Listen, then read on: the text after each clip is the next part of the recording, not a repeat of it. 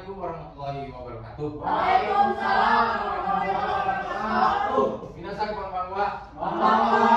Genki desu ka? Hai, genki desu. Yokata desu. Oke. Perkenalkan, nama saya Benben Nurjaman. Saya mahasiswa Sentra Tasik Universitas Muhammadiyah Tasik.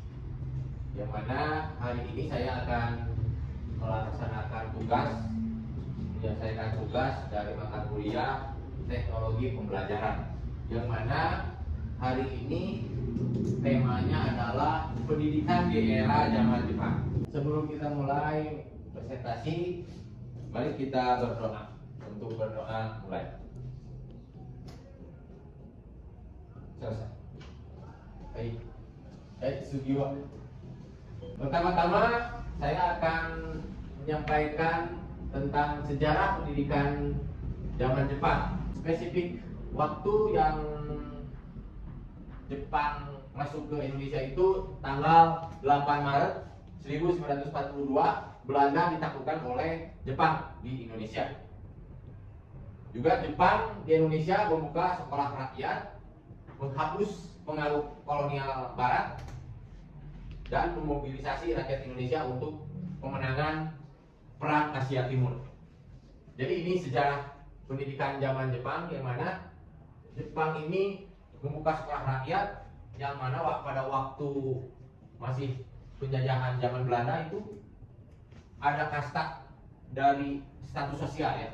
Yang miskin berbeda lagi sekolahnya, yang kaya berbeda. Jadi dibeda-bedakan. Kalau zaman Jepang itu semuanya menyatu. Dan juga menghapus pengaruh kolonial Barat, semuanya dihapus ya, terkait bahasa, dan memobilisasi rakyat Indonesia untuk kemenangan Perang Asia Timur. Nanti selanjutnya di slide berikutnya akan ada penjelasan lagi. Next. Nah, kurikulum yang Jepang tanamkan, yang mereka buat, yaitu bahasa Melayu, adat istiadat, sejarah ilmu bumi, bahasa Jepang, dan budaya Jepang. Ya. Jadi pertama, bahasa Melayu. Apa bahasa Melayu? Yaitu Jepang ini sangat cerdik ya. Mereka memprioritaskan bangsa Indonesia itu dengan bahasanya. Jadi waktu zaman Jepang itu, zaman Belanda, bahasa Indonesia itu enggak prioritas. Tapi waktu zaman Jepang, bahasa Indonesia itu prioritas. Ya. Semata-mata sebetulnya itu ada politik juga mereka ya, supaya rakyat Indonesia merasa nyaman, dan juga merasa bahwa mereka itu adalah orang Asia yang memang jadi baik gitu lah terhadap orang Jepang. Padahal bukan itu ya mereka. Nah, kedua, adat istiadat. Jadi adat istiadat Indonesia juga diberikan kebebasan gitu ya. Terlepas dari itu, budaya Jepang juga itu dimasukkan gitu dalam kurikulum ya. Nah, namun memang di sini ada penghapusan dalam segi pelajaran agama Islam ya. Itu sedikit dihapus ya sama orang Jepang. Terus yang ketiga itu ada sejarah ilmu bumi. Sejarah ilmu bumi itu si siswa atau masyarakat itu mereka diberikan ilmu tentang bertani, bercocok tanam, ya. Tetapi itu juga yang mendukung untuk Jepang supaya bahan-bahan untuk perang itu mereka tercukupi gitu ya. Nah ini kurikulum ini yang menyangkut memang untuk pemenangan Asia Timur gitu ya. Oke, selanjutnya adalah bahasa Jepang. Jadi yang kedua, yang pertama adalah bahasa Indonesia, yang kedua adalah bahasa Jepang ya. Jadi bahasa Jepang ini orang Indonesia juga diberikan ilmu bahasa Jepang supaya orang Jepang itu cepat untuk memerintah gitu ya, apapun terkait untuk peperangan, dan juga budaya Jepang. Oke, next. Nah, model pembelajarannya pertama itu ada bahasa Indonesia menjadi bahasa utama yang tadi saya sampaikan.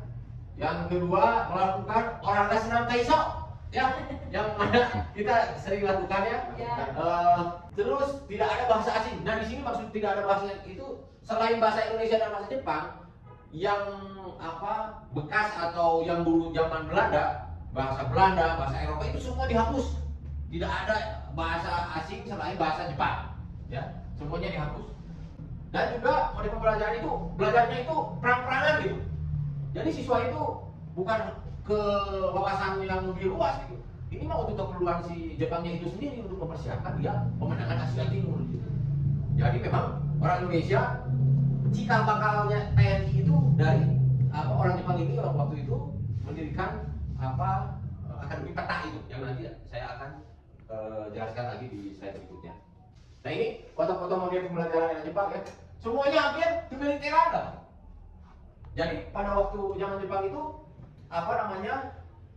indeks pendidikan untuk wawasan yang luas semakin menurun ya, buta huruf semakin banyak. Itu peperangan aja gitu. Yang terjadi itu mereka belajar perang aja terus gitu. Namun memang di sini ada keuntungan bagi bangsa Indonesia. Jadi orang Indonesia bisa minimal ke organisasi kepemimpinan, cara menembak gitu, ke tanggung jawab kepemimpinan. Ini ada keuntungannya kan, sikap bakal TNI dari pemerintahan bentukan Jepang. Jadi masyarakat itu tiap harinya itu mempersiapkan untuk perang aja gitu, tanpa dibayar gitu ya. Nah ini selanjutnya ini kebijakan politik di daerah Jepang. Oke, mendidik anak bekerja cuma-cuma tanpa batas waktu. Nah ini di sini jadi si anak itu zaman Jepang itu memang pendidikan sebelum sebelum Jepang itu kan ada Belanda. Ya. Nah si Belanda itu dirubah sama si Jepang kurikulumnya dari jadi tingkat SD itu 6 tahun, SMP 3 tahun, SMA 3 tahun. Jadi tingkat pendidikan di era Jepang ini ada keuntungan dan ada untuk Indonesia.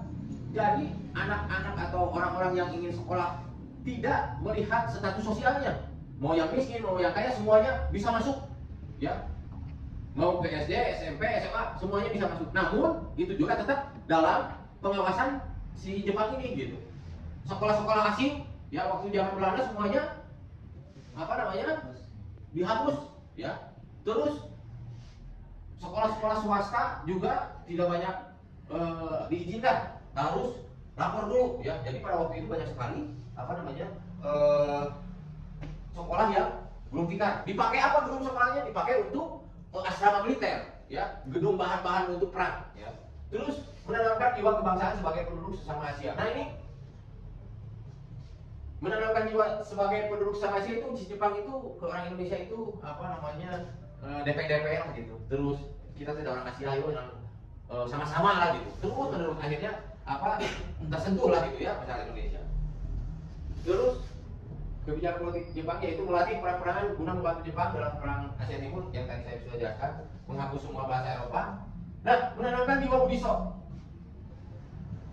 Menanamkan jiwa Budi Sok ini itu memang Jepang itu kekaisaran ya, yang mana si orang-orang itu harus dididik kesetiaan, tanggung jawab, ilmu bela diri, menjaga kehormatan. Itu yang ditanamkan oleh si Jepang ke orang Indonesia ya. Dan selanjutnya menyanyikan lagu kebangsaan Jepang. Apa? Tahu nggak? Lagu kebangsaan Jepang? Tidak. Namanya Kimi Gayo. Ya, Kimi Gayo. Kimi Gayo wa. Nah itu. Nah ini luar biasa ya. Nah ini penghambat pendidikan di era Jepang ya. Salah satunya guru dan siswa. Guru semakin hari semakin berkurang ya. Tenaga pendidik semakin berkurang, kekurangan buku pelajaran dan pendidikan pelatihan guru juga terbatas. Jadi kebanyakan semuanya karena kelelahan, mau memikirkan bagaimana setiap hari kita harus mempersiapkan untuk peperangan, kita harus bercocok tanam seperti pohon jarak gitu kan. Pohon jarak itu pelumas ya, pelumas untuk bahan peledak gitu ya. Terus menanam jagung gitu ya untuk kebutuhan makanan mereka gitu. Terus latihan perang itu aja. Jadi banyak pendidik yang kekurangan lah pendidik gitu. Siswa juga mengalami penurunan, sekolah juga sarana prasarana itu juga mengalami penurunan ya, semuanya menurun. Namun jiwa kepatriotismean, jiwa bela diri ya yang memang ditanamkan Budi Sok itu, jiwa keasiaannya juga timbul ya gara-gara model pembelajaran kurikulum Jepang terhadap sekolah yang ada di Indonesia. Akhirnya siswa banyak menjadi waktu itu ada pelatihan ke Jakarta dan ada akademi tentara ya yang namanya peta ya. Oke. Yang mana peta ini adalah cikal bakalnya tentara negara Indonesia ya. Ini memang waktu zaman Jepang ya. Nah ini sekolah swasta banyak yang tutup, gedung-gedung sekolah banyak yang tutup dan digantikan gedung sekolah ini menjadi asrama militer ya. Oke, kesimpulannya hari ini adalah bahwa Jepang pertama kali masuk ke Indonesia pada tanggal 11 Januari 1942 lewat Tarakan, Kalimantan Timur. Kemudian pada 15 Agustus 1945 Jepang menyerah pada Sekutu ya. Pada pendudukan Jepang penyerahan pendidikan kurang teratur. Jadi Jepang ini hanya 3 tahun di Indonesia namun sangat menderita ya. Orang Indonesia sangat menderita sekali. Namun di samping itu ada hikmah ya. Rakyat Indonesia bisa mempunyai pendidikan untuk berperan ya. Terus tingkat pendidikan di masa Jepang tidak meningkat, cenderung menurun. Nah di sini namun ada segi yang menguntungkan bagi rakyat Indonesia. Semua kalangan bisa menikmati pendidikan secara terbuka tanpa status sosial ya. Mau yang miskin, mau yang kaya, mau bangsawan, semuanya sama ya. Terus mempunyai dasar organisasi kepemimpinan yang kuat. Oke, barangkali ada pertanyaan, silakan. Hanya 2 pertanyaan saja. Baik. Siap. Mohon maaf sebelumnya mau. Namanya siapa? Nama saya Ridwan. Oke. Ridwan Hakim. Oke. Tadi kan ada tentang Romusa. Ya. Nah, mau tahu kalau Romusa itu cara kerjanya gimana? Oke. Tentang Romusa. Siap. Mohon penjelasannya. Siap. Oke.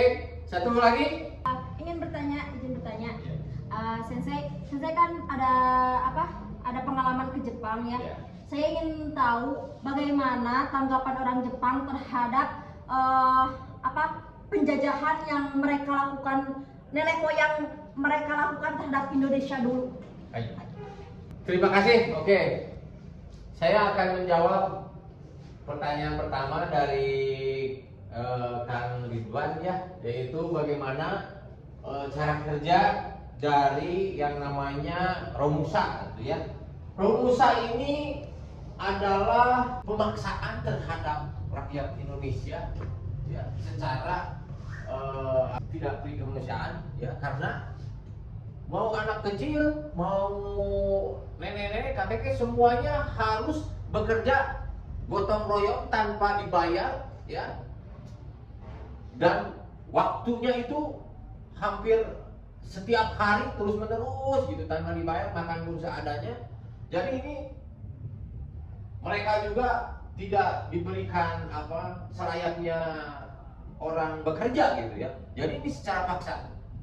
Selama 3 tahun ini rakyat Indonesia dengan cara kerja paksa ini sangat merugikan dan sangat tidak berkemanusiaan sekali. Jadi Kang Ridwan, Romusa ini adalah sebuah kegiatan yang secara paksa oleh orang Jepang untuk kepentingan mereka berperang dengan tanpa batas waktu yang ditentukan gitu ya. Pak, sampai sana. Oke. Terima kasih. Oke. penjelasannya. Oke, siap. Yang kedua dari saudara Tetrik ya. Bagaimana orang Jepang ketika sudah kalah ya, dia kembali lagi ke kampungnya ketika waktu itu mereka dibom atom. Ya, dibom atom sama sekutu ya. Hiroshima dan Nagasaki. Nagasaki. Nah, udah berselang dan Indonesia alhamdulillah merdeka. Nah, saya bertemu dengan orang Jepang di Jepang dan juga pas beliau ke Indonesia, dia menyampaikan kepada keluarga saya bahwa pertama, orang Jepang itu meminta maaf atas apa yang dilakukan nenek moyangnya pada waktu itu. Jadi si orang Jepang ini, cucu-cucunya yang sekarang itu membetulkan gitu kan, mengakui bahwa waktu zaman penjajahan nenek moyang waktu ke Indonesia itu sangat keji. Ya, mereka sangat mengakui itu dan mohon maaf.